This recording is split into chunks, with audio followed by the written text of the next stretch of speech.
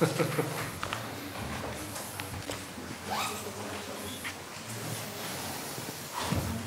Bohemia Radio International Festival, the festival you have to hear. Welcome to public listening sessions of the best radio productions of the last year. Hello and cordially welcome to Olomouc, to Philosophical Faculty of Palacký University, and welcome cordially to this year's Prix Bohemia Radio Festival.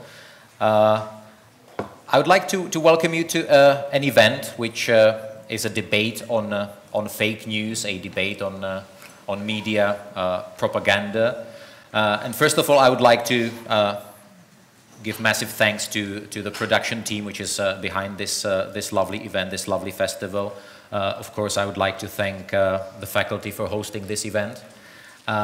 In fact, it was not as easy to organize this event as you would imagine, and all the participants here today can consider themselves being little dissidents, because we originally intended to carry out this event at the pedagogical faculty, but the dean of the pedagogical faculty in fact banned us from using the premises of the pedagogical faculty, because he was afraid that in the midst of electoral campaign we may use the topic of today's debate for some rather unwanted political purposes. Anyway, without further ado, I would like to welcome our lovely guests. To my right, Emily Thompson from Radio Free Europe, Radio Liberty. Welcome.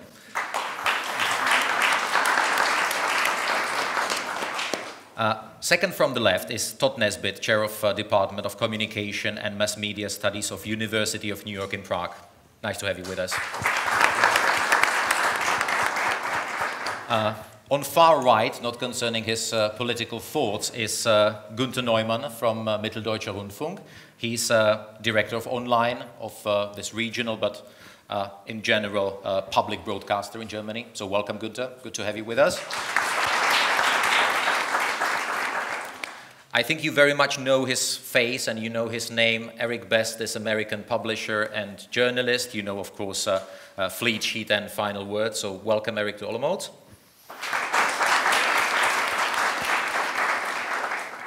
And on the left, on the red chair, is Petr Orsák, who is head of Department of Media and Cultural Studies and Journalism at University of Palacký here in Olomouc. So welcome.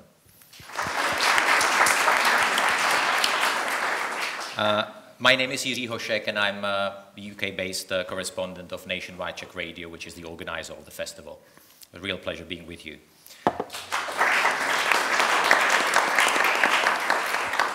I would like to emphasize about today's event that it should be really very informal, and it should not be debate only for us at the panel, but it should be really of massive use for you guys, so you will get a lot of space for your questions and comments. And also, please feel absolutely free to leave the room, grab a coffee, grab a water, and come back, so you will not be punished in any way.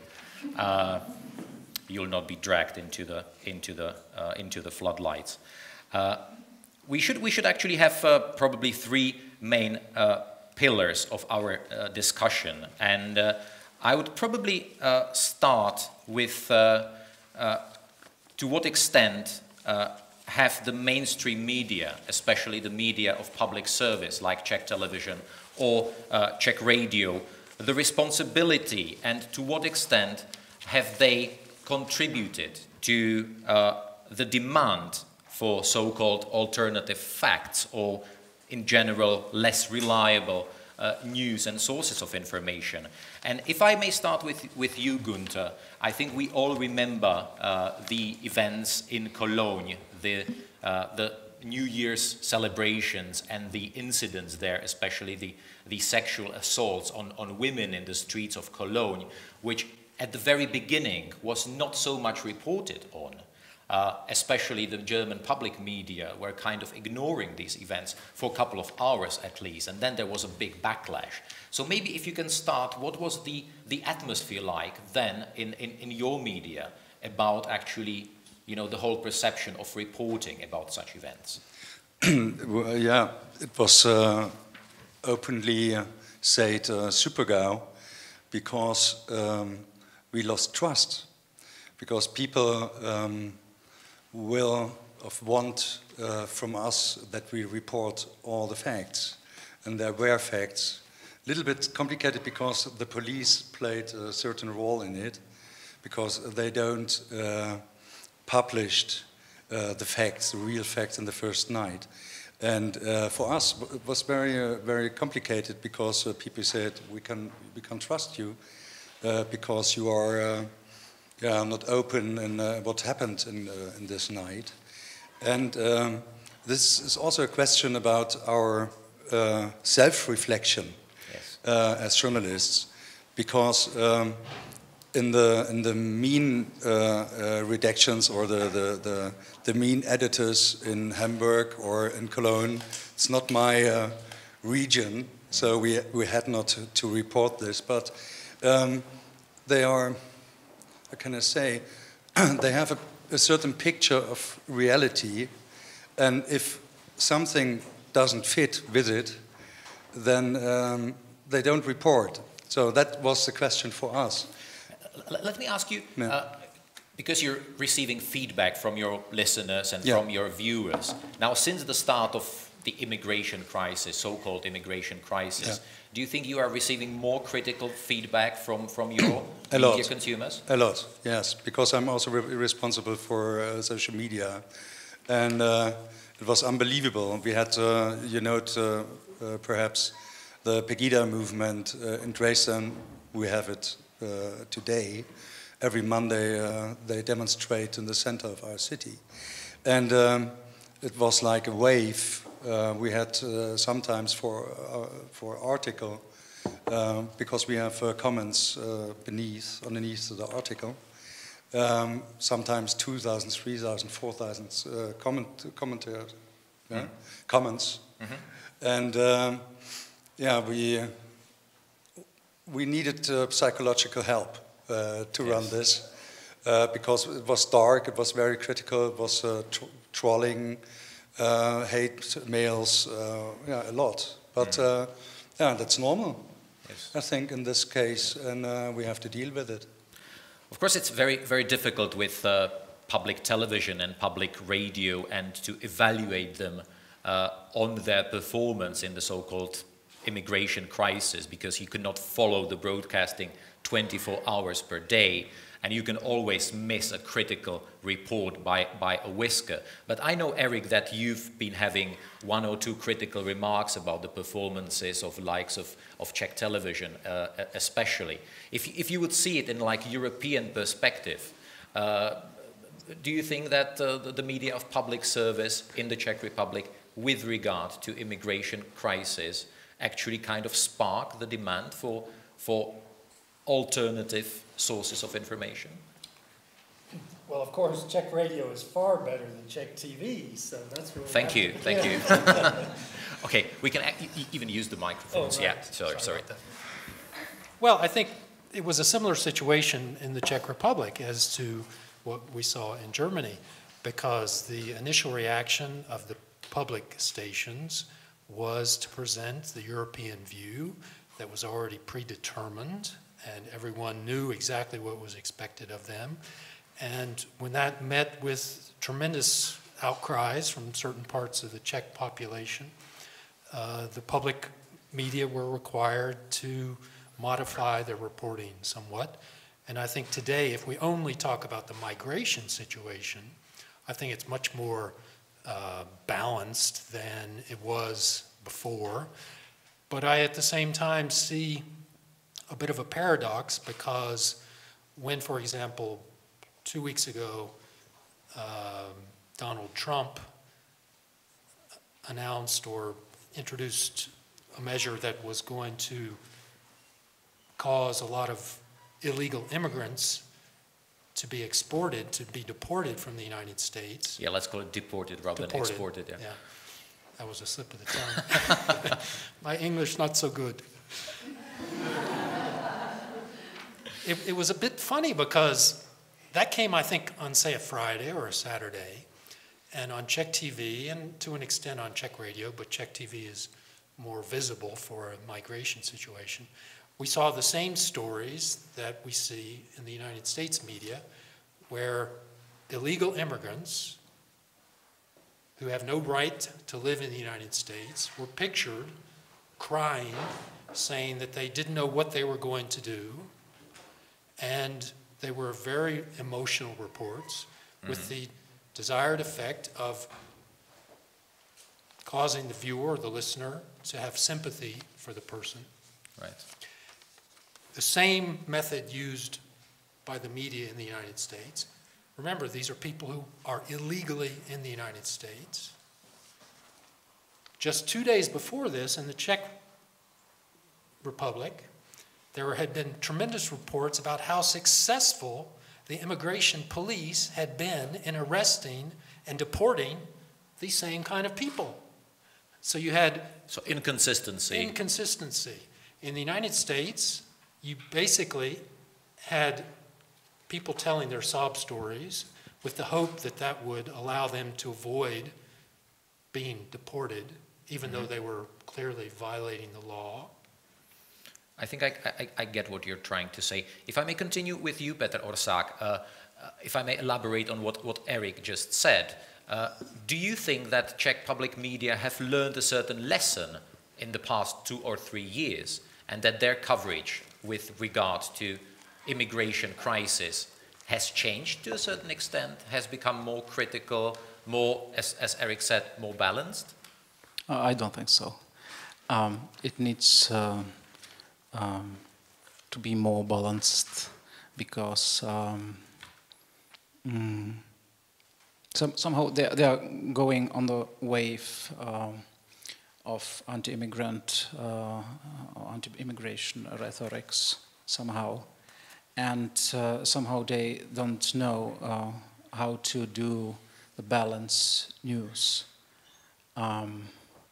Because we had, my colleagues prepared some analysis about this crisis, and their outputs are that the news coverage of Czech radio and Czech TV as well, I suppose, I can't remember exactly, was incorrect, was more xenophobic than it could be, and things like that. So I know it's difficult, but I don't think that we should narrowing the fake news problem only on this. This is just theme. a kind of topical kickoff. Okay.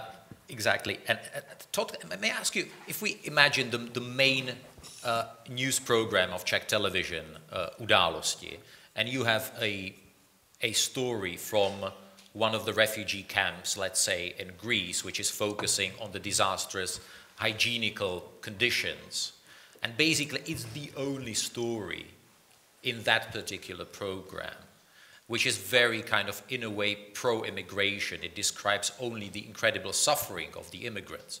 So would that itself be considered a kind of improper way of covering this issue? Would you expect another story to be put just next to this story? Well, I think it depends on the frame of the story itself, that, you know, every story includes some aspects and excludes some other aspects. I think the last media that I would be, you know, putting the finger at in terms of lack of, you know, I don't want to use the word, dangerous word, objectivity, but would be public media in the Czech Republic. I don't see the problem being with public media virtually at all. I mean, the commercial media in the Czech Republic are so very deeply entrenched in, you know, trying to, you know, create very sensationalized images that the results of this bias, this commercial bias of trying to focus on personalizing events and then trying to dramatize these events to draw in an audience is much more a concern.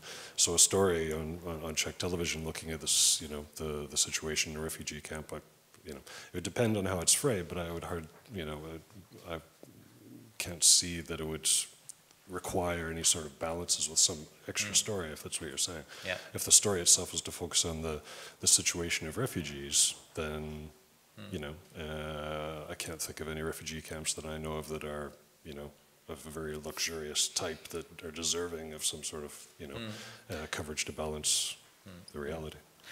Emily, if we take a look at the guidelines of Radio Free Europe and Radio Liberty now, for most media consumers, this kind of balanced reporting is something which you know, is worth discussing. It's not something which is absolutely clear.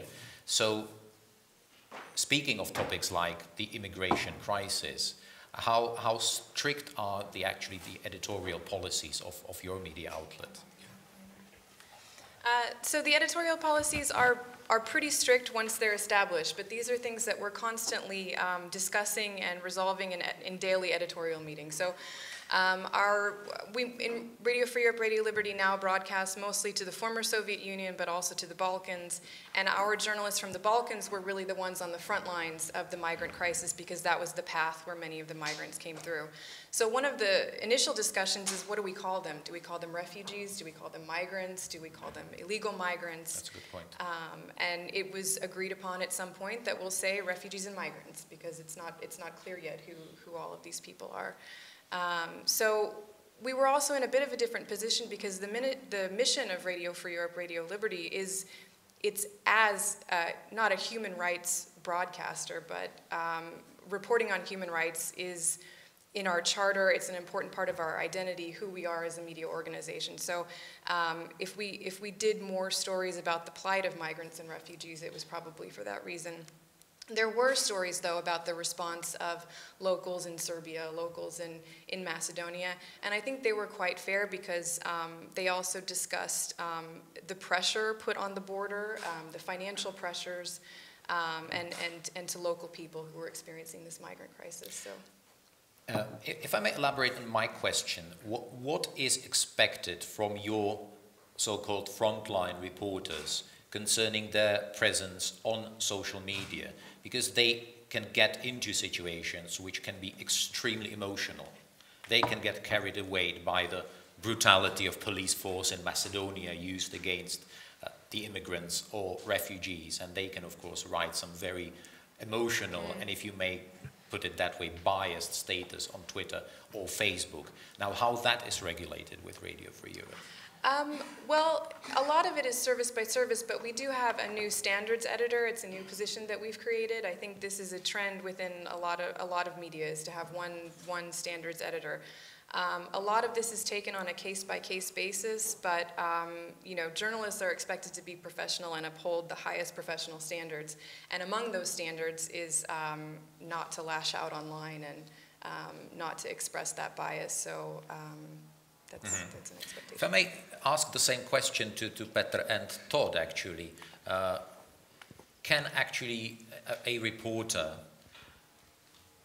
squeeze an information into 140 characters of one tweet? Or shall he or she actually refrain from actually going to Twitter and Facebook while reporting on these very sensitive issues, Todd? Well, I think, you know, most news organizations these days expect their journalists to, you know, to become personalities and to have a, you know, a presence on social media. I mean, I think that a couple of years ago it was much more pronounced that there was a lot of pressure for journalists to have this, you know, presence and to be constantly communicating and so on, until we got into this problem with many journalists jumping the gun and saying things they shouldn't have been saying before things weren't assessed and before things weren't exactly clear. So the question is, should they be communicating with publics or not? I think it's, again, it depends on are the facts clear enough for the story to be communicated by journalists to draw them, you know, their attention to it. But in terms of 140 characters now, there's very, very little that can be said, except to draw attention to other sources. Someone says that social media and Twitter, it kills journalism.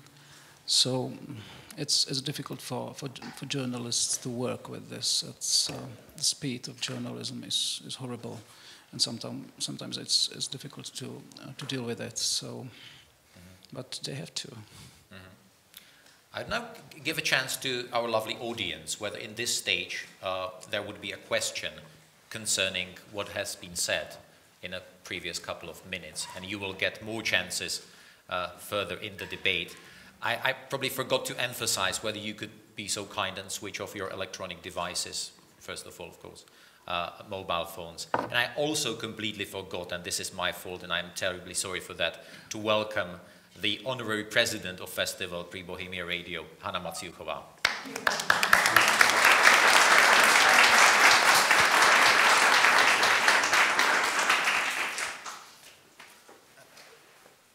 I was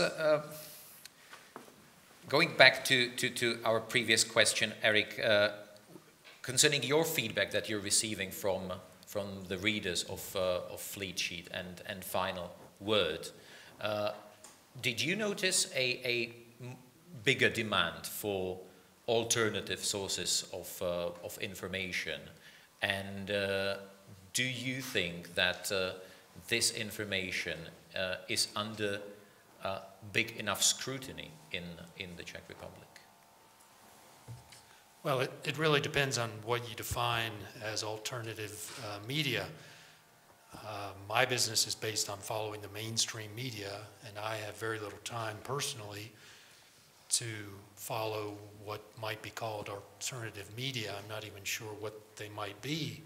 So from that standpoint, I don't see a great deal of difference. I guess there are readers who spend a lot of time on websites that I've never heard of that present the view they want to see. But I think the one thing we are seeing is that whereas 4 or 5 years ago, most people, I think, did not really have a clear idea of what they themselves thought about a lot of the issues that were taking place in the world, because they didn't really need to. And things have now developed so quickly, and it's become so divisive that people have very quickly adopted some view on something, immigration, on any other things that we could think of that are defining society, education, left and right politics, that we're at a situation where people have determined the sources of information they want to follow, and they are very dismissive. They are very critical of anything that is at odds with the way they view things.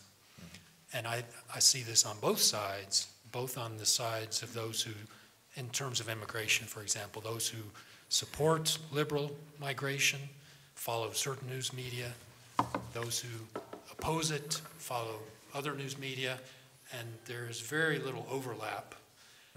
And that's a real problem for anyone trying to provide objective information, because that conflicts with both sides. If you're not always telling one side what that side wants to hear, then it tends to reduce your potential market.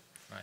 And I think some of our politicians have understood that very well. Miloš Zeman and some of the others have very, very well identified their market, and they stick only to that market, and some media do the same thing. And I mean, in my particular case, we try to look beyond the two sides and try to find the truth, which is not going to satisfy very many people.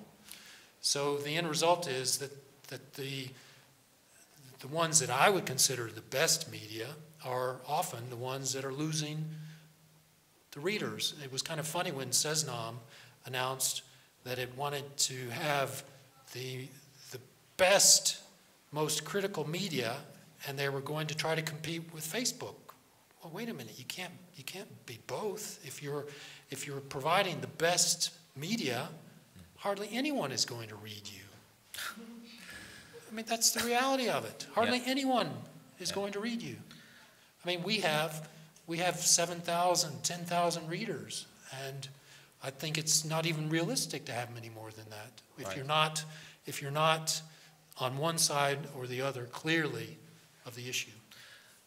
Todd, of course, the platforms like Facebook, like Twitter, and of course Google, they they create this platform which enables this avalanche of the spreading of information, whether it's quality or less quality information.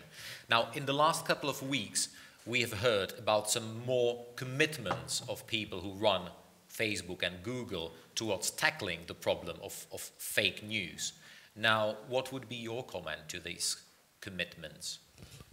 Yeah, well, I mean, I think a big problem is this concept, fake news in general. I don't think anyone would argue with that. I mean, we have to take it apart and see what it is.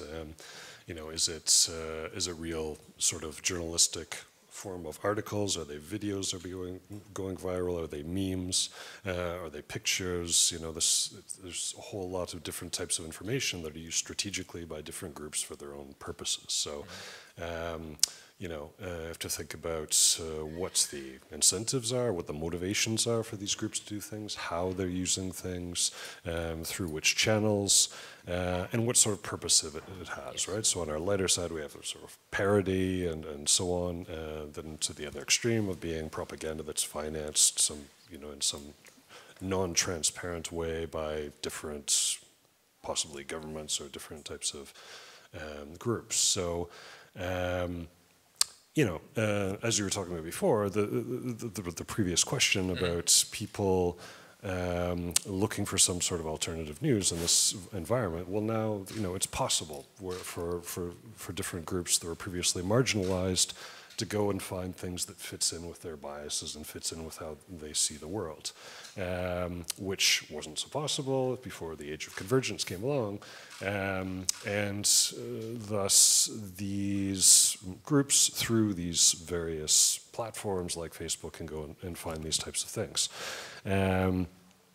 So, the reaction to that is fairly complex, right? So, I mean, should Facebook or other types of social media organizations be doing something to limit the flows of these things, or to be, somehow marking what types of information is going through and judging it and so on for the public?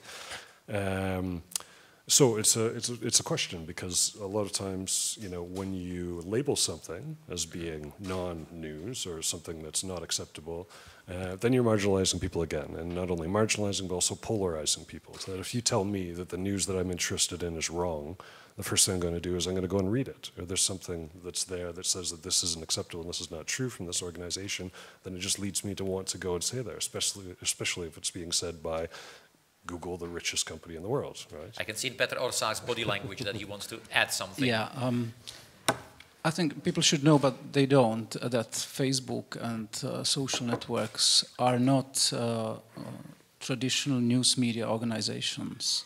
That's a problem. They are just spreading information, but they don't produce it. They don't make it.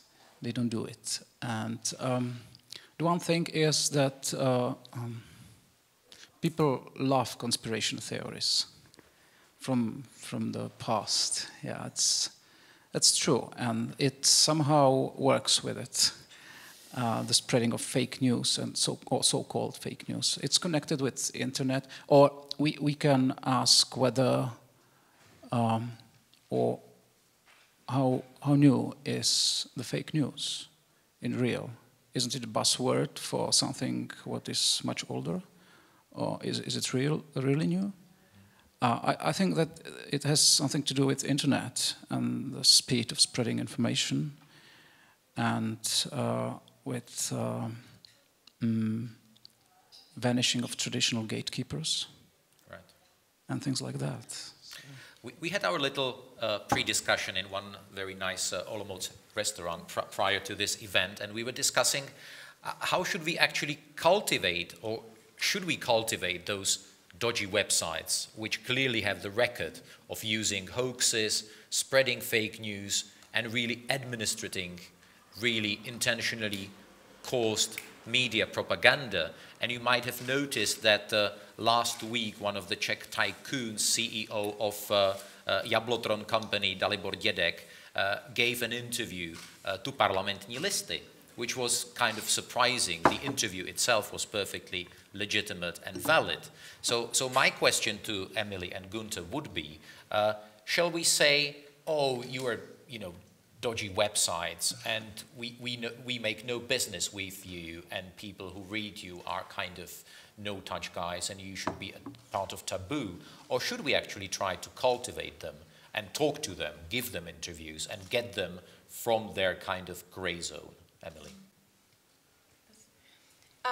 Yeah, I think that's an important question. And if we just quickly go back to the Facebook and the social media issue, I know that my colleagues are skeptical about both Facebook's commitment to taking responsibility for the spread of fake news as well as their ability. And I don't think anybody wants their social media platform to be an arbiter of truth. I don't know if we think that's their role, but just for those of you who aren't familiar, the new commitment that we're referring to is that Facebook has announced a partnership with some really quite well-established fact-checking organizations in the U.S., PolitiFact, Snopes. There's another one there that I'm neglecting to mention. But these sites have been around since the beginning of the internet. And there's been hoaxes and conspiracies on the internet from the beginning as well. So I think that I'm optimistic about this partnership. I think that there are ways that Facebook doesn't have to say, this is fake news and you're stupid if you enjoy reading it. They can just politely put a link to the debunking and let it spread. There are a lot of different tools that they can use. And I think in terms of alternate news sites, engaging with them, I think just in general, engagement is always a good idea if there's a possibility for it. Günther, what kind of reaction would there be if, let's say, a CEO of Volkswagen would give a big interview to a very controversial German website, when the interview itself would not be controversial, but he would just give space to some media outlet, which is very, very strange? Yeah, we should be a little bit surprised, but I think that's a development since 10 years, that you can see that all the big enterprises developed newsrooms because they understood that social media and the internet is a different way to communicate with the community. And for example, Volkswagen, Audi, Vodafone, they created their own news divisions to spread news which are connected with their product. It's very interesting. And they invest a lot of money in it. So that could be what you say. But I don't know. I'm also a little bit in doubt with it, also with the fake news, because for me it's more a buzzword which describes a crisis of journalism or the mainstream journalism. And we have to discuss it, but that's not the only fact in the whole field. Mm-hmm. Because I think that we as journalists have to make transparent how we work. For the user, the news desk is a black box. Why they decided to edit this news in this way. And in my house, it's not so simple to introduce this idea, but we have to, because more and more people ask us, why? And why in this way? And why with this picture or this text? And we have to create trust, and trust is a very, very precious thing. And if the community trusts you, they come to you if something serious happened. I couldn't see when I started as a chief editor in my broadcaster for online, we had the flood in 2013.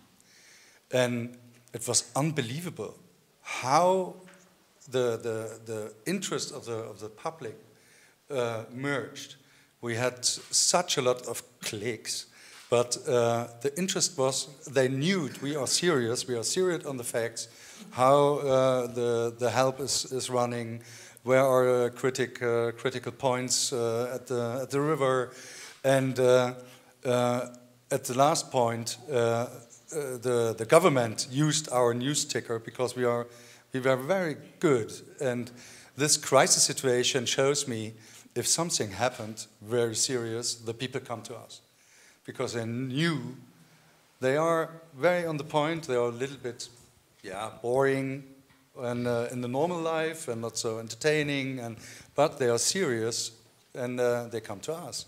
And so I'm not so in a panic with the whole development on social media and Twitter, because we understand this ways of editing as a certain special canal to a special public. And we have to be on this on social media with our special editions for this media to reach people which don't look our television broadcasting or listen our radio. Probably let's have a little look behind the curtains, and I think it also would be very useful for our students. So, since you've joined actually Mitteldeutscher Rundfunk as the editor of online, to what extent have these checks and balances of the content that you are actually using, what concerns especially video and photo content, become more strict, or have they changed at all? And maybe additional question: can you recall a case when you fell victim to a kind of dodgy information or nearly fell victim? Yeah, perhaps this thing about hierarchy in news reporting. We are a regional broadcaster, and when Pegida starts in Dresden, we went to the street and we reported the demonstrations and the movement and the people which took part. And we tried to be on a certain distance, but we didn't want to judge them Nazis or something like that. And we saw that in the field, they are normal people which are angry or have a problem with the system, or which are far right. But that's okay, because that's part of our democracy and a part of the freedom of speech. And we are part of a big news organization, the ARD, Erste Deutsche Fernsehen. And our colleagues in Hamburg from Tagesschau, which is the biggest news program in Germany, they came to another conclusion. And they said, they are far right or Nazis, or not Nazis exactly, they didn't say. That's a legion from Pegida. That's very interesting how it works. And a lot of people believe it. But they broadcast another view of our situation in Dresden. And the effect was that we on the street were called Lügenpresse. And they started to be violent against us, journalists. And that was new. For the first time, I was in a situation that I have to cover myself as a journalist. So I had a Pegida jacket, I called it. And something on my head, and so a black leather jacket or brown leather jacket. No, it was brown, but because it was winter too. But I thought that the right extremists in the Pegida movement started to make photographs of us, of the journalists, to publish it later in social media. So that was new, and the effect of the reporting from Hamburg, we had it 1.5 years later too, that has the effect for us that we are now in the region. If I'm a reporter and I say I'm come from MDR, that people say no, we don't talk to you. We don't talk to you. You are Lügenpresse or somebody else. If I may interrupt you, Günther, I think you've touched upon something extremely interesting and important, and this is this labeling of organizations, political parties, because we currently have a very lively discussion in Czech radio, and I'm really glad that we have Julie Stejskalová, the editor of News of Czech Radio, sitting in our front row. And in fact, we have decided not to use the term far right, even in connection with Front National in France. And I know that even BBC has had a very lively discussion, and even when reporting on the French presidential elections, they even have a little news bulletin on the website explaining why we call Front National far right. So I was just wondering, gentlemen, whether you can say a few words about this kind of subconscious little commentary phrases and words being sneaked into news coverage, and clearly those kind of commentary expressions should not have space in news coverage. Maybe with Todd. Let's start with Todd. Well, I mean, I think it's important to take into consideration that your average citizen, they don't discriminate between different types of media. When they're shouting Lügenpresse, and when they're disregarding, and when you have leaders, saying they're at war with the press and so on, your average person doesn't understand the difference. They understand there might be a serious press and a less serious press and a more commercial one and so on. They just see what they come into contact with, and your average person doesn't necessarily come into contact with strong professional journalism. So your example of talking about the floods, I mean, that's I think a slightly special example, because there's no real possible polarization there. It's an emergency, and so the media are there to talk about this situation, to help in the situation and so on. And it's not like a political situation where there are different sides they have to choose. So that the public was supporting that, then that makes sense. But in political, contexts, I think that the mainstream, especially the commercial media, has done such a, an effective job at disillusioning the public and driving the public away through very sensationalized types of reporting, that the public's moving away and trying to find some of the sources, and they don't believe the mainstream media, but they can't define it and say what's public, what's private, what's more serious and what's not serious. But in general, they label as being bad. And those are the types of people that are, again, led to different types of sources that more reflect their interests, and that also accuse the mainstream larger media of not telling the truth. Mm-hmm. And can you just say something more specific about the use of phrases like populist party? Mm-hmm. This is also something very, very controversial. I mean, which political party can you label as populist nowadays? Mm-hmm, mm-hmm. So of labeling the media, labeling different parties, or not labeling, choosing not to. Yeah.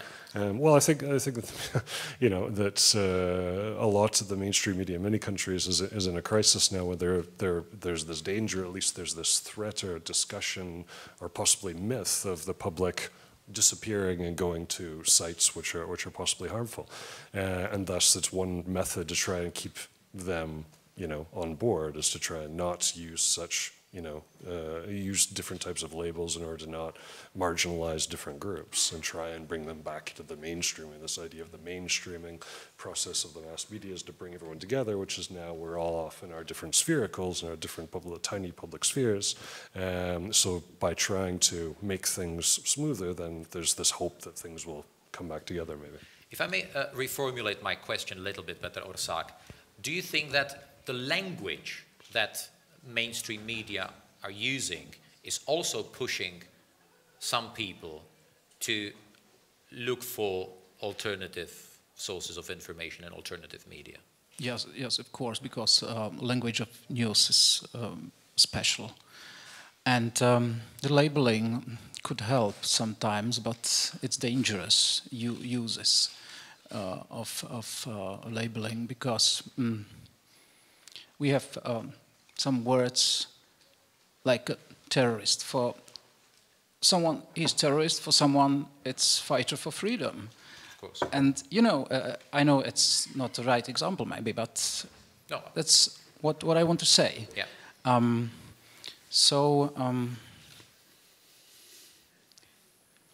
The main problem is that most of the people don't have a clue how media organization works, how they make media content.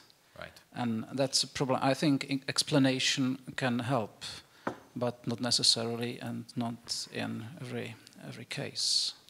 So I have an example for it because we are fighting with it. But the problem since the beginning of the migrant crisis, it's not true. This word only is fake news. We normally, if there's a crime, we don't edit the ethnical or national background of the person, and we have a high ethical value because in Germany you have the Deutsche Presserat, so that's our court about ethical questions in journalism, and we have these rules which says, no, we don't say that's immigrant or Libyan or... and 1.5 years ago, we had crimes which came where migrants were included, or the criminals. And we followed our ethical norms. And the media around us didn't do. They published that was a migrant which raped the woman and blah, blah, blah. And in this situation, we were a little bit in a corner because the people said, yeah, you lie because you don't publish the real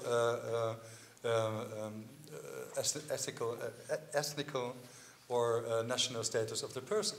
And the police itself did it. That was very curious They did publish the ethnical background of the perpetrator. And now we are in a situation that we, from case to case, have to decide what we publish, and we have to look around if it's in the media and social media, if there were witnesses and they told it to somebody else and he published it on the social media, then it's in the world. We cannot protect the person, cannot protect the fact, we have to publish it. I must say that in the United Kingdom is also an extremely sensitive issue, and some of the sexual assaults that were carried out in England by people of Pakistani origin, that was kept silent for many years. But Emily, you wanted to add a comment. Yeah, I just wanted to talk a little bit about RFERL's broadcast region with regard to this question, because in our broadcast region, many parts of our broadcast region, it's not just a question about sensitivities, not offending certain people, and political correctness, but this question becomes very difficult for our journalists and editors because their listeners, if you report something about a certain in countries where you have ethnic conflicts, where, you know, within a few years ago, people were killing each other over these things. And there's still tinderboxes to these days. If I go back to the Balkans and Kosovo, for example, the discussion about whether or not to report somebody's ethnicity, you know, this could be the matter of life and death. So it becomes much more difficult in those countries. And I wanted to give you a second chance if there is a question from the audience at this stage. If not, we will probably... Oh, there is a question. Lovely. I was just wondering if you can wait for a microphone and if you can introduce yourself. Thank you. Hello, good afternoon. I don't know how specific I should be in the introduction, so my name is Bara. I hope that's enough.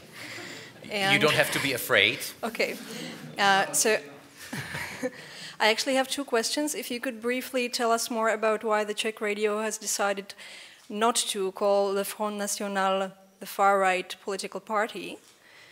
Maybe everyone knows, but I'm not informed enough. And my second question is, could you be more specific about, because you have suggested, many of you, that maybe the media of public service are pushing their readership to go for alternative sources or these like alternative fact media.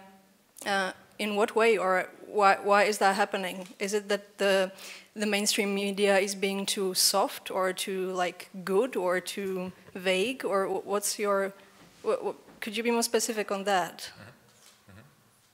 Where should I pass this? I would probably pass the microphone actually to Julia, because I must say I personally kind of disagree with this decision by Czech Radio. So I was wondering whether you can explain the background of it. It's very difficult to say. We simply don't want to label the parties, and we better describe what the movement, what the party will have, and not to say far right, because some people can connect it with something else. So we call it anti-immigration party, let's say. So we are still labeling it, but not. Yes, but we describe more the content or the ideas of the movement of the party. And I think concerning the second part of your question, I think you answered it yourself. I think the perception is that the level of political correctness has gone too far in some people's minds, and that we are actually maybe describing the reality in two kind of pinkish colors, which is just, you know, allegedly what some people think. Any other questions in this stage? I was wondering, because in some countries there are regulatory boards and institutions like Ofcom, for instance, in the United Kingdom, or similar institution, of course, in Germany, where actually any citizen can go to and file a complaint and wanting this issue to be addressed in a certain way. I was wondering, Eric, do you think that we need this mechanism as part of the solution of the problem of fake news and bad journalism? I'm not sure if you mean public media, or whether each... In general, not only RRTV as you know, the big board in the Czech Republic, but in general, you know, and either government-backed or non-governmental organization where you can actually go and raise an issue about a specific story, whether it was done by media of public service or by any media outlet which is registered in this specific country, where you are just not satisfied with the journalistic standard of this particular piece, and you are convinced that this is actually fake news, biased, completely just fake information. Well, in general, where there is no money involved, it's much more difficult to get any action. Commercial organizations, trade groups, have very powerful organizations that represent the interests of the car industry, the energy industry, the telecoms industry, because there is specific money involved. It's much more difficult for the consumer or the recipient of the service, because there's no real money involved. So unless it is some kind of charity or financed by the government, it generally doesn't work very well. And it's unlikely to be financed by the government because, as I see it, we're in a situation where someone somewhere has decided that liberal democracy has a specific meaning. It means, for example, that we support good causes, and that fake news in support of good causes is perfectly okay, which is partly a response to your question. The mainstream media, in the interest of promoting a good cause, have been providing us with biased news. And they see that this is completely legitimate because their cause is good. And the causes are, for example, European integration. If you oppose it, you're bad. If you're for it, you're good. Wars. It might sound a bit paradoxical, but if you are against a war, you're bad. The West is now in the business of fighting wars.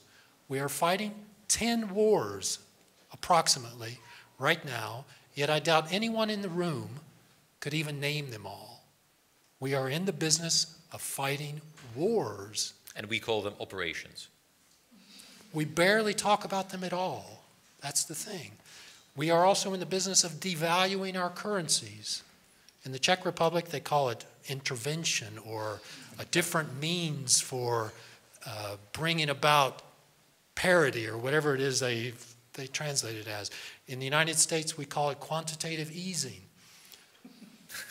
We have all agreed that gender equality, we've agreed that dumbing down education, we've agreed that getting women out of the home, these are all good things. Anyone who is against it, anyone who promotes the opposite is a purveyor of fake news.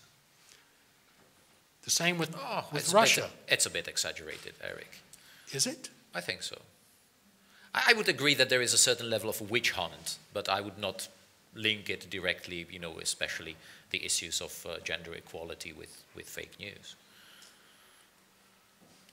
Well, I think if you are rating some of the websites, I don't know if there are any websites that have an opposite view, I don't follow them, but I think it fits right in. That's just one of the 8 or 10 different issues I put down. Another obvious one is Russia. If you do not agree with U.S. policy towards Russia, if you do not agree with the enlargement of NATO, and you have a different view, you're considered a purveyor of fake news.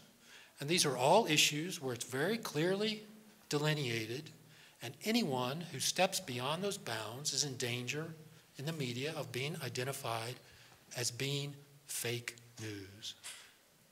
And if the mainstream media promote these ideas without objectivity, that's okay, because these are good things.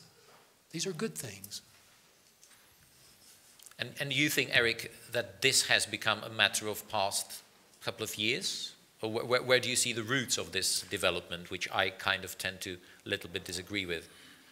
Well, it's hard to go back. I would say a starting point is 1913 with the founding of the central bank in the United States. The end of World War II is another point. 1989, the Velvet Revolution, the fall of the Berlin Wall is another point. 2007, the economic crisis is clearly the starting point for quantitative easing, for the devaluation of our currencies. And those who oppose these very specific policies or question them, you don't even have to oppose them, but if you question them, you are lumped into being a purveyor of fake news, or you become an enemy of a political party that wants to achieve one of these goals. If I can just interrupt, I don't think they're always necessarily lumped in as fake news, but I think there is an accusation of this concept of deplatforming, that people who have dissenting views on the issues that you just listed off are deplatformed, that they're not invited to panels like this, that they're not invited, we have a very diverse panel that I'm happy about, but that they're not invited to speak on TV, give interviews about these topics. And I think that is a concern. We should be worried about that. But I also think that we have to temper our concern about political correctness a little bit too, because we don't want to fall on the opposite end of the spectrum. I think in general, you know, wanting to not be unnecessarily offensive, you know, whether it's to a powerful industrial lobby or whether it's to a beleaguered minority group, is generally a good thing, and it is the responsibility of journalists and broadcasters. I would actually stick with you, Emily, and if I would ask you whether you could give us some details about your work in countries with extremely low standards of democracy, where reporting is really life-threatening thing, where it is extremely difficult to verify the information, where actually reporting about those countries is a walk in an information minefield. So you are actually doing a job which is, you know, nearly impossible to do. So, I mean, reporting about Uzbekistan, where political opponents are being boiled in water, is just something unimaginable. So there are a lot of special difficulties that come with reporting in countries that don't have a free press or don't have a fully developed free press. One of them is, as you said, finding reliable sources. Oftentimes, official sources are just completely off the table, either because they don't, ministries don't produce reports, accurate reports, or they don't feel an obligation to give that information to journalists, or maybe they do, but they won't give those interviews to us because we're seen as like a Western opposition platform. Platforms too. In a way, I guess. So yeah, it presents its own challenges. I know that our journalists, one example in Azerbaijan, we have Khadija Ismailova. She's a renowned Azeri journalist. She's won lots of prizes. She was recently released from prison for her investigations into the business dealings, dubious business dealings of the first family. And they weren't happy about that, so they came up with some trumped up charges. Let's call them Aliyev family, yeah. Not only first family, okay. The Aliyev family, that's correct. So her method, and this is just one of the many methods that have to be employed by our journalists, she did a lot of cooperation with other Western journalists in her investigations to get training from people who had done things like the Panama Papers. She worked together with Czech journalists at the Czech Center for Investigative Journalism, right, to share skills and tools for investigations in order to expose official corruption in her own country, when those sources weren't available natively, domestically. This is, of course, politically very, very sensitive, and every now and then you step on someone's foot. To what extent do you actually operate with, certain political backing by, let's say, the US government, which of course then raises issues about you being a truly independent media outlet? Right. That is a criticism that RFERL faces from time to time. I think our best defense against that is our full transparency. So you can go to the website, you can find out what our annual budget is, you can find out how it's allocated, you can find out about our governing structure. There is a firewall between editorial and the grantee. So we have a broadcasting board of governors which handles the money, but they don't have any input into content. And I can tell you from my personal experience of attending editorial meetings that there's no American overlords who tell anybody what to report. So I think it's understandable that there's a bit of question about bias if funding is coming from that source. But I think the best thing that we can do is to be fully transparent about where the money comes from and how we allocate it. I was wondering, gentlemen, what do you think about media in a country like the Czech Republic being actually more critical towards each other and actually reporting more on cases of really very bad biased journalism? Because it feels to me that there is some sort of indirect balance, like unspoken threat between the editors-in-chief saying, well, if you don't talk too much about these mistakes of this reporter, we may not, in reverse, be too critical about your failures in other matters. Maybe Eric, you would like to say a few words about this? Well, I can't really comment on in terms of errors, but certainly in terms of ownership of the media. You mentioned Parlamentní listy a few minutes ago. That's a classical inter-party battle between the forces supporting Miloš Zeman and the forces supporting Bohuslav Sobotka. That's what is going on. And those who support Sobotka label that website and a few others, mine included, as being pro-Russian, as being all kinds of other things. And it's a political battle, but almost But we also have to say that Parlamentní listy have been caught red-handed a number of times. Well, I'm not defending them, and that's not my point. Yeah. But the underlying battle, the reason most of us are aware that it's on a blacklist is because of a political battle. And it's a political battle that, for the moment, Mr. Zeman is winning, which means the battle becomes even fiercer if the other side were winning, they would not feel such a big desire to attack everyone as being pro-Putin, pro-Russian, Russian spies, whatever it is they call them. And then you have, in terms of the media otherwise being controlled by the oligarchs, here it's really a question of who is speaking, who is on good terms with the others. It started out that, Blesk and Epatnast and some of the others are owned by, at least the face of them, are Mr. Kaczynski. In fact, it's owned by an offshore company. No one knows who the real owners are. And for a while, they were trying to attract Mr. Babiš. They were being very nice to Mr. Babiš. And now clearly there is opposition. And if you read Blesk or you read Epatnast, you will see very, very negative articles about Mr. Babiš, which is a clear sign that the oligarchs are fighting among themselves. And it changes from week to week, month to month. It's a bit difficult to identify sometimes who is on good terms with whom. Now, it appears that Penta, which owns Denik, is on good terms with Mr. Babiš, but maybe not. Maybe it's not so clear. Maybe it's just one journalist doing her job well. But probably, I mean, normal listeners, readers, viewers should not ask the question, I mean, whether it's Bakala paper, whether it's Babiš paper, whether it's Soukup paper. They should only be asking questions, well, is it a good journalism or is it bad journalism? Well, yes, but they can't have any idea if they are getting fake news and don't realize they're getting fake news. That's what the oligarchs are so good at doing. They are presenting us with news without ever really addressing some of the key issues. So do you think, specifically in case of Czech Republic, so the oligarchs are behind the curtains pulling the strings, and the journalists are just puppets running around the place? No, it's not to that extent. I think within each editorial room there is freedom to put something on page 11 that no one reads.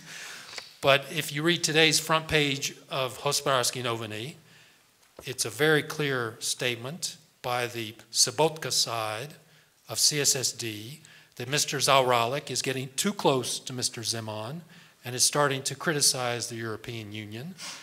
And if you understand that, the story takes on a completely different meaning. But if you read the article carefully, as I did, the article is actually critical about Zaorálek. Of course it is. So this is like the second layer. No, that's the first layer, because he's moving now. Zaorálek is moving into the Zeman camp. He used to be in the Sobotka camp. So they use Bakala's newspaper to criticize, and it's a news story, but they have an editorial content. But you can actually interpret the article as being extremely critical of Zaorálek, of being completely ignorant and incompetent foreign secretary. That's the very purpose of the article, I agree. That is the purpose of the article. Because he is now in the Zeman camp. All right. So they are going to start criticizing Mr. Zaorálek. 2 weeks ago, they would have praised him, not for this comment, because but nobody forced Zaorálek to say in that interview what he actually said. I totally agree with that, but no one also forced Hospodářské noviny to put a commentary on its front page. It's a commentary. It's not a commentary. Read the third paragraph. Okay, I will. It says, this is in opposition to the priorities of the Czech Republic, foreign policy priorities, and it is bordering on going against the interests of the European Union. Okay, guys, homework for all of you. Buy today's Hospodářské noviny or go to the website ihned.cz, read this article and send us an email. We'll give you our email addresses later, and we'll make a little survey, a little evaluation about your thoughts on that particular case. We're not so far apart on this. Well, we're not probably, yeah. Petr Orsák, if you may add a few comments. I think it's on the ownership especially, please. Yeah, I'll do that. But I think, let me react to the Eric's. I don't think this is the point of the analyst, not the point of the audience, of the reader. He reads it as a news. I think most of the readers don't try and find whether it's Zeman's camp or Zaoralek's camp. Well, they see the word divisions Zaoralek between them, you know, and yeah. fighting against something. So that's the first thing. The second thing about ownership, that's crucial, of course, because and transformation of Mladá fronta dnes after Andrej Babiš bought it it's clear. That's obvious. Yeah, it's obvious because what's agenda of the first page? It's horrible. There's nothing. There's nothing. For weeks, yeah, no theme. Just bullshits. Yeah. Really, yeah. really. True. Yeah, I'm trying to read it, but there's nothing. Yeah. No, Todd grabbed his microphone very decisively and wants to add something important. Well, I just mean, the legacy of the great, globalization of the Czech media of the 1990s and early 2000s was the, foreign owners not implementing any sort of ideology, but implementing, an ideology of commercialism, that these organizations would be profitable organizations, and the oligarchs, or the domestic owners or business owners, or realized that this was something that could be taken even further, right? So these news organizations are useful for setting the agenda to a certain extent by people like Mr. Best, who look for this agenda and speak about this agenda. But for the most part, the content is fairly at a fairly low level, because the journalists, position of the journalists isn't at a very good level there, resulting in a news environment in the Czech Republic which is driving people away, which is back to the original, subject of the debate, I guess, to alternative sources, because they simply are not satisfied with the type of the information that they're getting. So a very commercialized media environment, which is not unusual, which is very typical in the West, sort of making the public become very dissatisfied. And as a result of this dissatisfaction, that they're seeking alternative sources and moving towards these sources. And then you have these organizations like Parlamentaristi that are able to capitalize on that, same as Breitbart in the United States.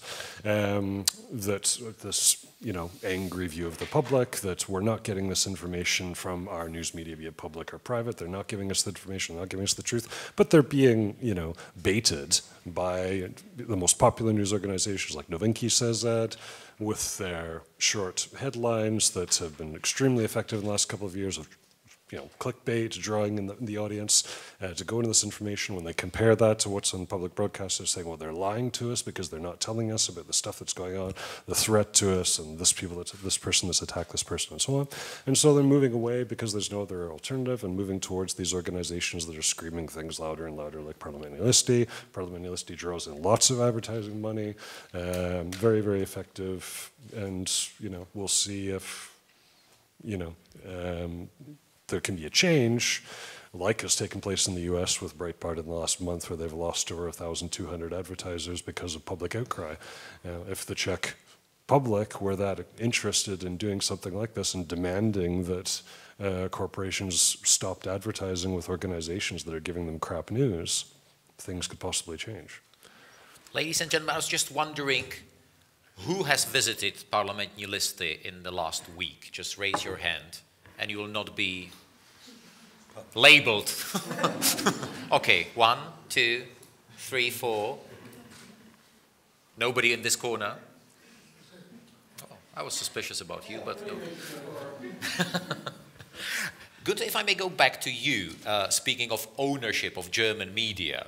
I mean, do people know who owns Süddeutsche, Frankfurter Allgemeine, the main papers, the main magazines at all, and do they care? It's a bit different because if you speak about Bild, everybody knows who is the owner. In our region, it's not so clear because the editorials, the ownership is for me also not so clear because, for example, Sächsische Zeitung, that's a conglomerate of different investors and party, the Social Democrats, owns papers in Germany, yes. And they have invest in big companies like Bertelsmann. So, yeah, I think for the normal user or reader or listener, it's not obvious. Yes. They know it from us, but that also is not so clear, because we have a council which is responsible for our money and for the top positions, but political parties put their people in, and so they manage political resources in the councils, and they can influence also via personalities or the decisions for money how we work. So in the last 10 years it changed, because there was a big scandal of the Zweite Deutsche Fernsehen, ZDF, because they have the same construction, and one of the chief editors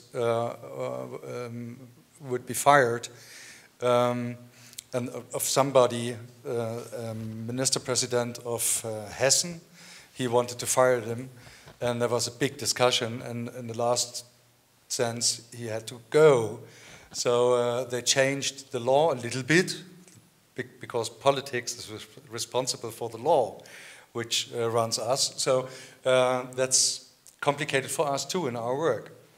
We have to look where's the line. And sometimes politicians come into our house and try to influence our work. So we refuse, and we now have a council of editors which can address problems with politics to our top, and then they had to deal with it. So we have a little bit a wake dog now in our organization for these things, and that's very good. Mm-hmm. I fight 2 years for it. Mm-hmm. Yeah. Mm-hmm. If I may go back to you, Emily, when you receive a media content from one of those controversial countries that we mentioned before, with controversial records concerning free press and democracy, and this information seems to be extremely important, but you cannot really verify it. Now, you must be in this situation every now and then.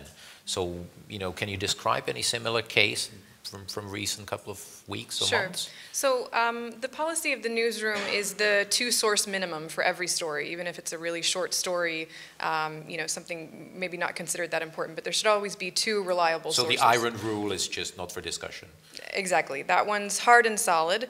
And there's also a mantra of get it first but get it right, and number 2 is more important. So that's get it first and get it right, and the second is more important. But it's 50-50. Right. Okay. So it's like the radio's rule, yeah. So there are strict standards about that. That said, I mean, there are debates and discussions. One recent issue that we had, the president of Uzbekistan, Karimov, recently died, but the announcement of his death was maybe a week after the actual fact, or maybe we're not quite sure yet. Maybe he's still alive. Maybe he's still alive. Although he was buried in the meantime, yeah. I think. Yeah. So we're not allowed to have a bureau in Uzbekistan. The BBC also doesn't have a bureau. There's no international bureaus there. So our Uzbek service relies on a network of oftentimes mostly anonymous sources within Uzbekistan. They also have anonymous sources within various ministries and government organizations where they can get, they've been working with these people for years, so they know that they can get good information. There were people yelling at each other in the newsroom because there were journalists who thought, I've got it confirmed, I've got 2 sources, they said he's dead, let's break it, let's break the news. And then someone who wants to be more safe and is edging more on the side of let's make sure we get it right and not be too worried about getting it first, and then do an obit when somebody hasn't passed away yet. That would be pretty embarrassing and bad for your readers. So there were fights, there were arguments on the newsroom floor about that. Before any announcement had been made? Exactly. It was actually, I think, after the officials denied the passing away of President Karimov, if I remember correct. But actually, there was exactly the same situation when the late Václav Havel, who bears the name of this lovely space, passed away, and actually the gossip was circulating in the Czech Republic, and not a single media outlet was actually confident enough, in this case, to come first and say, well, we've got this confirmed information. And it was just lasted several hours. So that was probably the opposite, when nobody wanted to be actually first. Right. And again, with the issue of ethnic conflicts in certain regions, you really have to confirm, double confirm, triple confirm. Because if you announce that, if you broadcast that there was, you know, an attack of someone of one ethnicity against another ethnicity, it could be within a few hours that there's barricades in the streets. And if you didn't get it right, then that's your responsibility. And are actually people getting sacked frequently in Radio Free Europe? Getting sacked? Yes. Who got sacked? No, if there are cases when journalist really, you know, gets it wrong and pays the price for the wrong decision, the ultimate price in journalism. I don't know about any recent sackings. I've been there for 4 years, but I know that there's been punishments for somebody wanting to be too quick on a news story. Right, right. If we may probably spend a few minutes discussing the situation in the United States of America, where, of course, Donald Trump uses the phrase fake news very frequently for anyone and anything which is critical of himself, his companies, and his establishment. Now, clearly, there is a war that broke out between Donald Trump and certain US media and even international media not being allowed for at least one press briefing in the White House. Now, when there is this certain declaration of war between the President of the United States of America and some media organizations, it's very difficult from the perspective of media organizations to think, well, it's business as usual. There is no such war between us and the Presidents of the United States. So how should those media outlets who are on the blacklist of Donald Trump actually behave in this situation? Eric, you're an American. How should they? I don't think there's an answer to that. Each media outlet has determined how it is going to approach Donald Trump. And some have decided to be supportive, some have decided to continue to be openly aggressive, and some are somewhere in between. They're not significant enough for it to really matter. CNN continues to be extremely aggressively against Donald Trump. I don't watch Fox that much, but I gather that it is supportive but willing to be critical. Mm-hmm.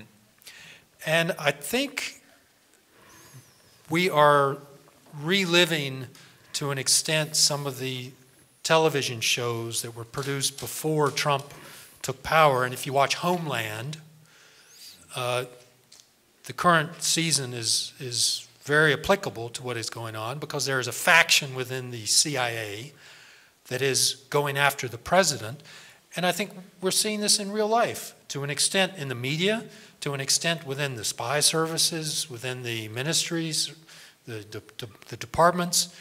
And I don't. So you're telling that there is a prejudice of certain media towards Donald Trump, which is just carrying on from the campaign already?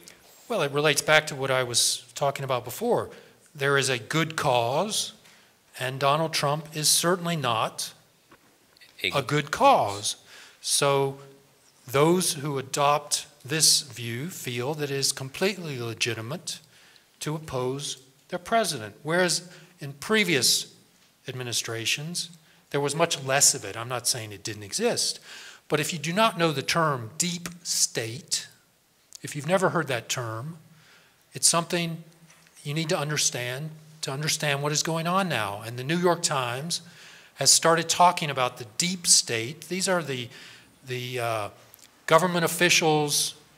They're tenured. They have been there for years. They determine policy very often because the politicians don't really know what's going on. They're not the very top people at the CIA or the NSA, but they're the ones, they're deputy ministers, they're division heads.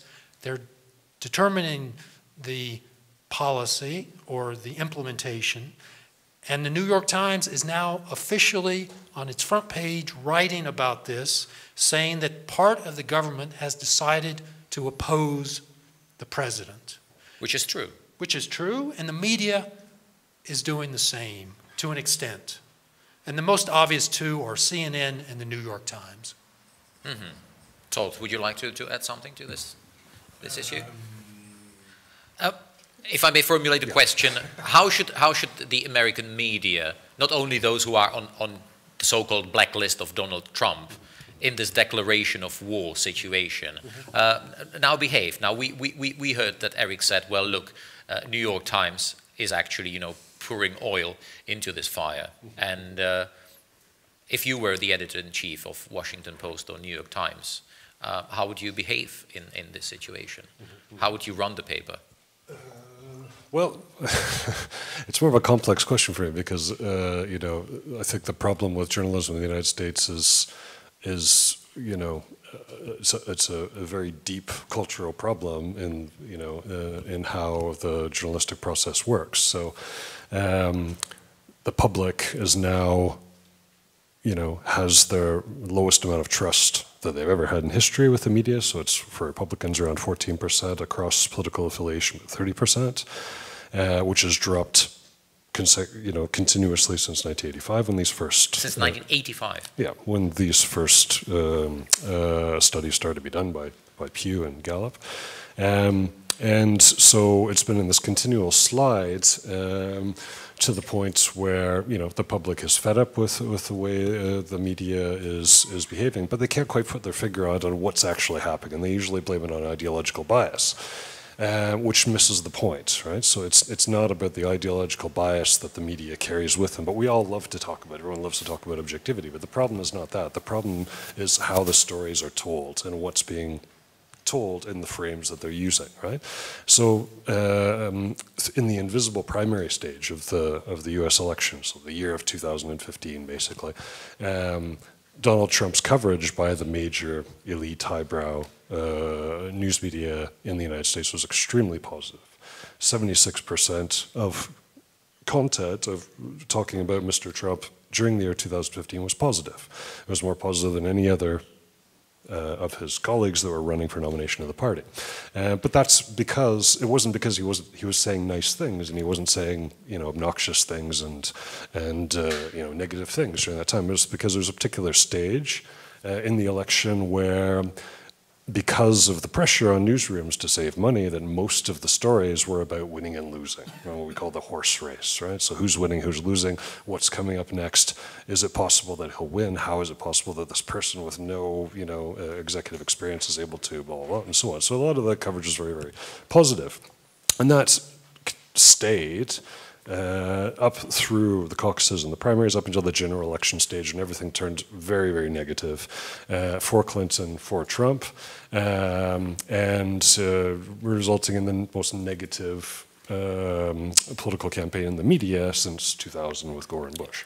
But the problem is that the policy issues in the election were focused on about between 8 and 12% of the time, but I prefer the 8%, citing Schorstein from the Harvard Kennedy School of Business.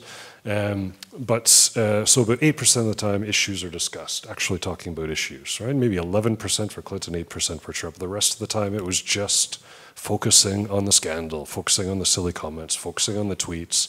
You could count emotional coverage. Yeah, and you could count. Fox News would cut live to when Donald Trump tweeted something at 3 o'clock in the morning. Oh, Donald Trump's just tweeted something, let's go and look, and they talk about it, live. And that's nothing against Fox News, but all the media were doing it, and they were focusing on it. So, the seismic change with the news media in the United States as a result of convergence and this transformation to a highly hyper-commercialized media environment has resulted in, everything. But actually, Donald Trump tweeting, I think it contributed to the completely new time schedule of journalism around, U.S. politics, because everybody is actually waiting for Donald Trump to wake up and write his first tweet. Sure. So I wonder if somebody can just check the Twitter if Donald Trump has written his first tweet of Monday. But the bigger problem is, why are we waiting?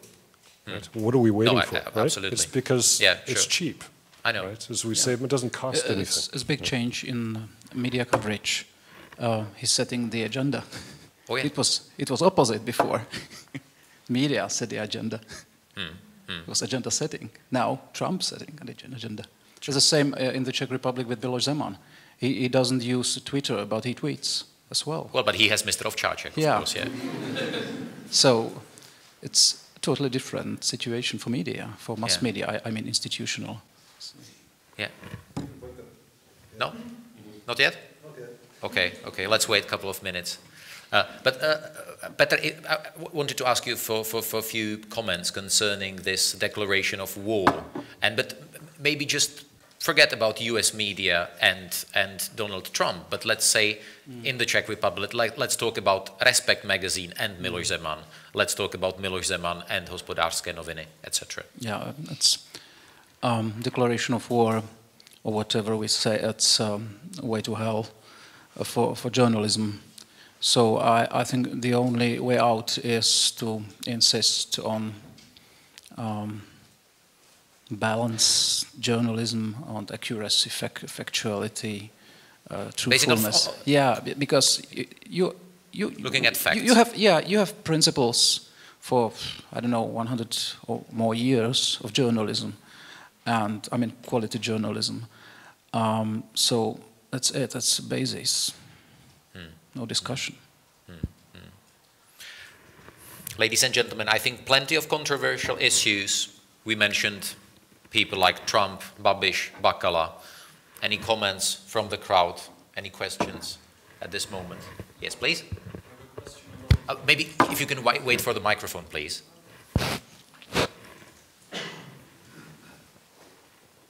Thank you. I would like to ask about the fake news internet websites. The European Union is spending some big amount of money for fight against these websites. According to my opinion, I think it's a big advertise for these websites. Don't you think as me? Very good question. Is there some good way to fight against these websites? That's a brilliant question. Any more questions at this moment? Jiří, I'm a journalist, Czech radio reporter. Simple question. Are you sure, can you recognize the fake news if you read Facebook, Twitter? Are you sure? No. You know, it's a question, it hurts me all the time because I spend lots of time to searching. For example, a few days ago I read an article about some Swedish murder. Someone killed someone else, I don't know where, in some part of Stockholm.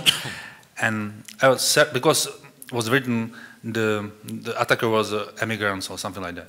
So I tried to find the sources, who was it, who read it, and because this was in Swedish, I couldn't find anything. But anyway, how much time you spend, verifying such news and such informations?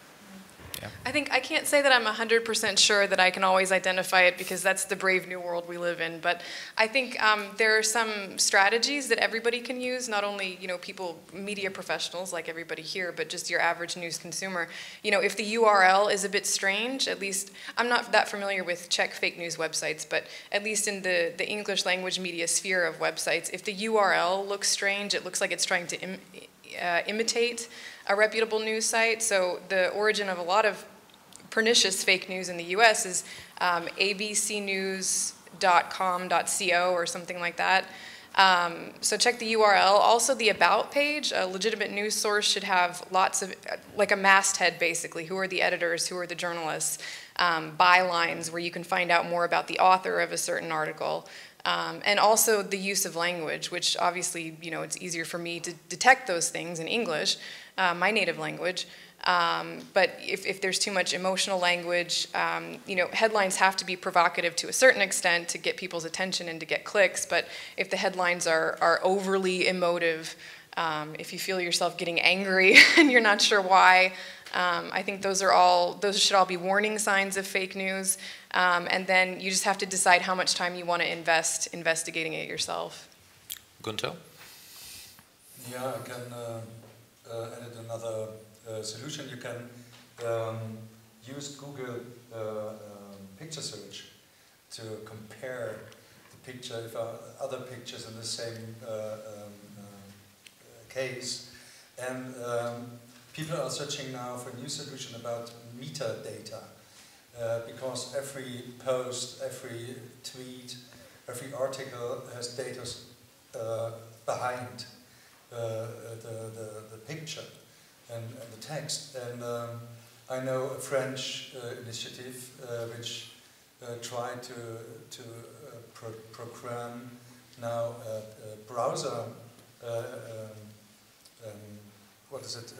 application which can tell you the metadata of the source, and then you can see where it comes from. It's very interesting because it's an answer on the same field with the algorithm, and I think that we as journalists, we have to learn a lot about digitalization, about the tools we can use. Because if I watch at my colleagues, which are the most are older than 45, and they are not educated in digital research, and they have to. If we can find an answer to propaganda, lies, and all this what we call fake news, then we have to develop ourselves. And there's also another part of the story, that's how society reacts on the developing media. We had the discussion 15, 20 years ago, before internet starts, with video and radio and newspapers, how people read. And you have not an education, a media education. That's very necessary. Because how the things work, and that's for me very important. We have now at the NDR we created a center of media education to work in schools and universities. Not so important. Schools are very important for media education, because people are not educated at all how it works in media. And we cannot do this as journalists. It's not our job. I think it really reflects the maturity and the cultureness of a society, how it deals with these suspicions and fake news. But going back to your question, for instance, last week, there was a story about George Osborne, former Minister of Finance of the United Kingdom, becoming editor-in-chief of the Evening Standard. And when I read the tweet, I was convinced it's wild duck. It's a hoax news. I could not believe that this guy could actually believe editor-in-chief of a nationwide paper in the United Kingdom. And then I actually realized this is true. But gentlemen, any comment on can we recognize fake news at first sight? I'm surprised that what Ginter said about German level of media literacy. I thought it's a bit special in the Central Europe because of our past of 40 years of communism and before that and so on. But the fact is that it's really low. Most of the population don't know how it works. They think that news is almost everything, and you can. Maybe the problem is that you can fabricate the news very, very easily. It looks like news, but it is not news. So it's a long way, and I think media literacy is a crucial point in the basic schools and for small children. And it's actually very sad that the Czech Education Secretary, Mrs. Valachová, I think 2 weeks ago in an interview, actually kind of devalued the importance of media literacy and teaching media literacy at school. So that was for me personally extremely disappointing. The problem is who will be a teacher of media literacy? That old women that have 60 or 65 years old and they don't know about media, almost nothing. Yeah. Yeah. Todd, you wanted to add something? Well, I think if it's viral, if it's something coming through Facebook, I think it's always useful because there's this, a referral process that you can look and see who the friends are of these people, and you can make your own judgments a lot of times on who's sharing this particular information. But also, there's someone probably has a list and has done a study, but.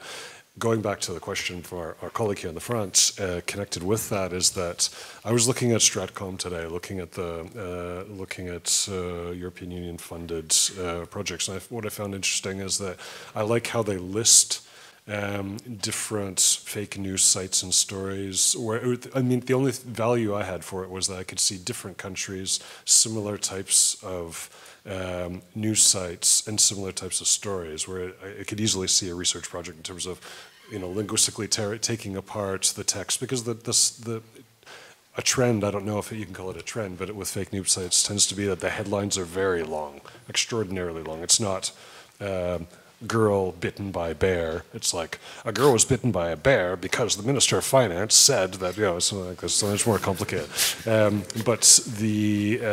So there's probably something connected there. But I think one use of that money coming from the European, I don't particularly like when corporations are policing what's being said, but when it's something like a governmental project like that, where it's done by researchers who are doing a good job, it can compare things across lines and you can come to conclusions. I think it's useful. I have a short follow-up because I expected the topic to be raised, and I actually spoke, on the background with one member of Stratcom group. Which is a very small task group which exists in the framework of the High Representative for Foreign Policy, Federica Mogherini, who is, again, labeling former far-left Italian politician, very apologetic about current Russian regime. And actually, she is a lady who would like to just dismantle this group. And in fact, it's very funny that this group is financed by European Union, but cannot file their product as actually a result of European Union policy. And in fact, this gentleman I spoke with did not get a consent to give an interview to BBC already twice. So actually, the only output that they can provide is what can be found on the website, and very rare media outputs. But they are doing some extremely valuable job in countries that are actually on the front line of Russian-backed propaganda in the Baltics, in countries like Georgia, in countries like Moldova. And they also are briefing European governments that are actually interested in their work.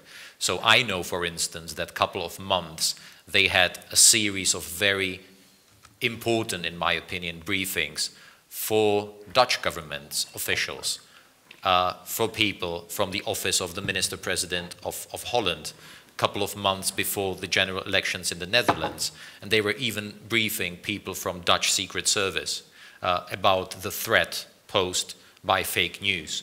So this is not only an information dedicated to general public or to media experts, but this is really a service dedicated to people who effectively run the countries. And he made an interesting remark, Günther, actually, that the German government is one of the least interested governments in their work, which I found rather interesting. Yeah. But Eric, I'm sorry, I interrupted you. Oh, just a quick comment about the fake news regarding George Osborne, because I thought it was fake news as well. Thank you. But for a slightly different reason. From the Czech standpoint, I think we would consider it fake news because at least in the 3 articles I read, never did it say that the owner of the Evening Standard is a Russian oligarch. Yeah. So George Osborne is now working for a Russian oligarch in the Czech Republic. That would be the headline. True, absolutely. Ladies and gentlemen, I think we are slowly but surely approaching the end of our very lovely and fruitful debate, at least from my perspective. So I think you have now one of the last couple of opportunities to ask a question. Yes, gentleman in the second row. Hello. I think that it's crucial to understand how the fake news are spreading. What I experienced is that they are mostly spreading on Facebook in different groups, and that's the point. You have friends on Facebook, and if someone shares something, he's your friend. You don't think that he lies to you, so you can click on it. I don't think that the propaganda sites have direct clicks. There are few people who visit them every day and read the text, but this news are spread on the Facebook. I, for example, joined some innocent groups like Dachshund lovers, or I don't know, few groups, and I think the third post that I saw was a picture of Arabic man and the mouse, and there was said, I think you knew this picture, he's Ahmed, he was born in Sweden, so he's Swedish, and the mouse, he's Ben, he was born in a stable, so he's a horse. This picture is and was spread 1,000 times in we don't want Islam in Czech Republic, and other sites and anti-immigration sites. And so I think that's the point where to fight on the Facebook, to educate people that your friends aren't reliable sources of information. I think this belongs to the category of media literacy, because it's not only classical media that we are consuming. Even people who say that they don't read newspapers, they don't listen to radio, they don't watch television, they still indirectly absorb loads of information. Nobody nowadays lives in a vacuum where he or she Definitely. can say, I do not consume information. Yeah, but another point of the thing is, it depends from algorithm, and the algorithm is made with an American Middle West moral. We had the same discussion about Facebook with Facebook itself in Leipzig, because we said it's very for our culture and our meaning of free speech and democracy. It's very annoying that breasts cannot shown, but a dead beaten man in blood. Well, and that depends from the maker of this platform, and they have a Middle West moral in their heads, and not a European standard. So that is a very difficult question in the direction of Facebook. And Facebook said, "Oh no, that's not really a problem," and that they could say it because the servers are in California and not in Berlin. So we have no possibility to influence that. We see it in German politics, which if I may add that another point, on Facebook everyone can make a message. For example, son of our ex-president Václav Klaus, Jr. Made J.R. Klaus. J.R. Klaus. I'm sorry. Jihad Klaus. Yeah. He posted a photo of some women in, I think it was Saudi Arabia. He claimed that this is from a chess tournament, and it wasn't. It was 7 years old photo, but it was it was fake, and it had thousands of shares, and it was his supporters share it all the time. And I think that's another crucial. There are people don't see the difference between a media house and some random guy on the Facebook. Although he's an expert on education. I think you're absolutely right, but I think now we're really moving in a circle, and just the crucial word is really this media literacy, and just behave in a responsible way. I mean, we share our burden of responsibility being journalists, and you share your chunk of responsibility of actually being consumer of those informations and spreading it further. And just really, sorry, Emily. Sorry. And I think those of us who care about these issues, journalists, journalism students, political science students, we all have an opportunity. how much impact it's going to have, I don't know, but we all have an opportunity to be ambassadors. We all have those friends on Facebook who share those stories, and I know myself and my family and some of my good friends, you know, time allowing, we do put the debunked Snopes link or whatever it is to say, you know, politely, not telling someone they're stupid that you shared this news, but hey, yes, actually check this out. It's not exactly like that. So obviously algorithms are more impactful than that, but you know, grassroots things do work sometimes. So those of us who care about these things can always take the opportunity to do that. Have you guys finished some of your virtual Facebook friendships because of similar incidents of your so-called friends sharing some? I know many friends of mine have, but I don't really communicate on Facebook. I'm a spy, basically. Right. I do it for research and anything else, but I don't really communicate. I just follow what's happening. You're a voyeur. Yes, only on Facebook, and I haven't. But I mean, I've thought about it many times. And it's interesting, you know, you see people that you thought were reasonable people, and they're not. But I mean, I think it's useful to watch what they're doing and see where they're getting it from, and so on. Yeah, so it's. Yeah, I cut my ties with my hairdresser. I was using for 20 years, so yeah, it was very difficult and emotional. Yeah. Peter? I would add critical thinking at first, yeah, media literacy and critical thinking, because it's necessary. Absolutely. Well, very last chance to ask a question. Imagine those panelists traveled a long way to get to you, to Olomouc. Okay? If you can just wait for a microphone. Thank you. I want to ask, what was the break point when the fake news moved from tabloid topics and articles about celebrities to serious topics? Because in serious topics the fake news are much more dangerous. So what was the break point? Where was the change? That's a lovely question. I think you deserve some prize for this question, but I don't want to answer it personally.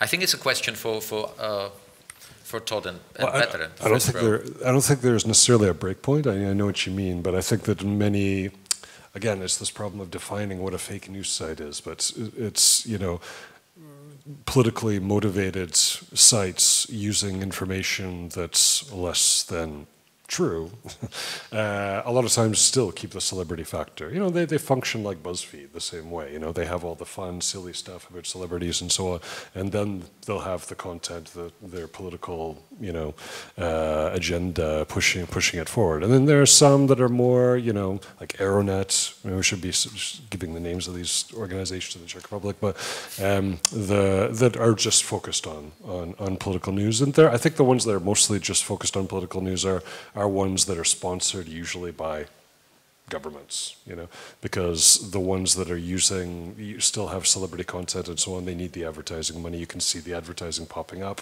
but the ones that are most likely to be connected with a third state, they're less, you know, it's mostly all politically oriented content. So I don't know if there's a break, but it might be there, I would guess. I don't know.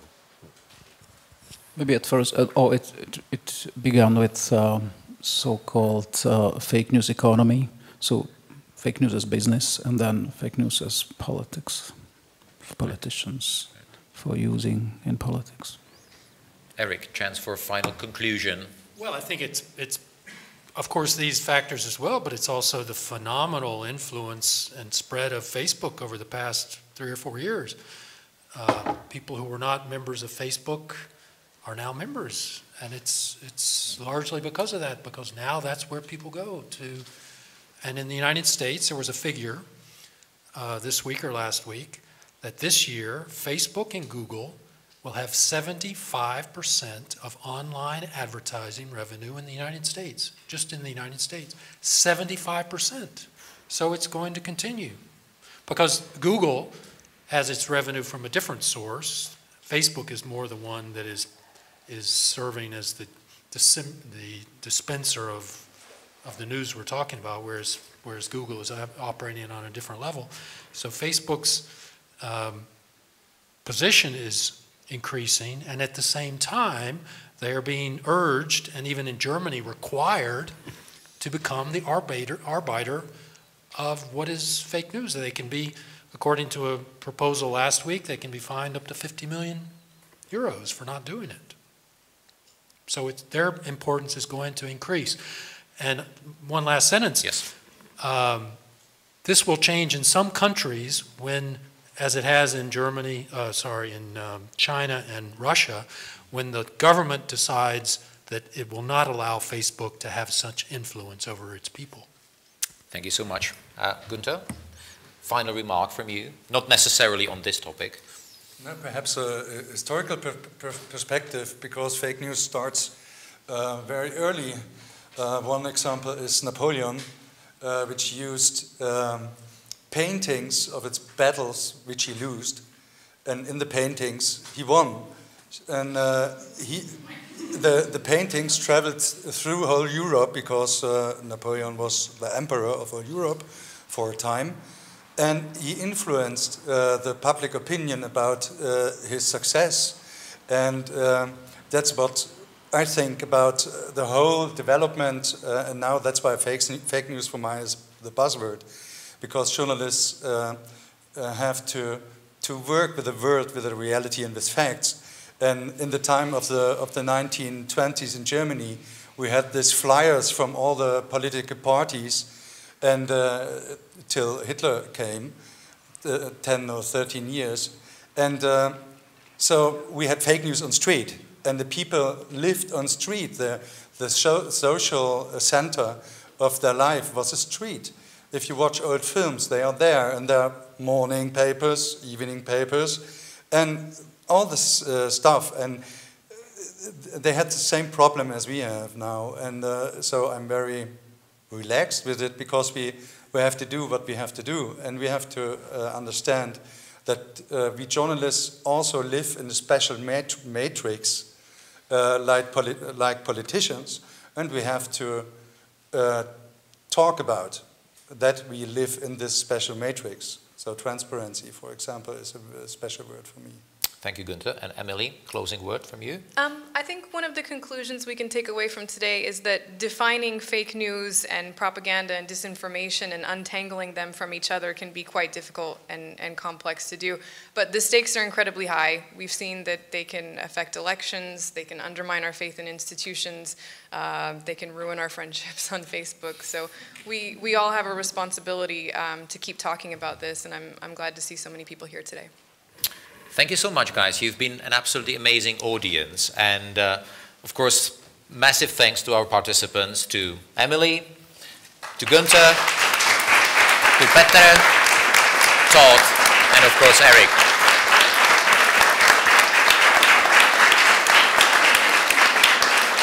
Thank you so much. And if I am correct, and if you would like to come back to this discussion, I think the record will be available sooner or later online on the websites of Czech Radio or on the festival websites. And I think all of us can also promise, if you would have any questions concerning today's debate, please feel free to contact us and send us an email.